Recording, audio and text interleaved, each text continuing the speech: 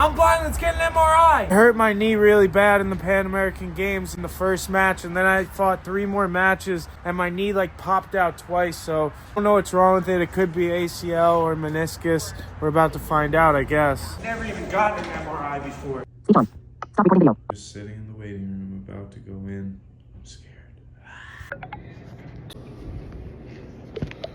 I did not like that. First off, they gave me earplugs, and I was like, what do I need these for? And it started off going, and then and it was terrifying. Now I just gotta wait for my next appointment to find out what's even wrong with me. This CD holds my future. One love.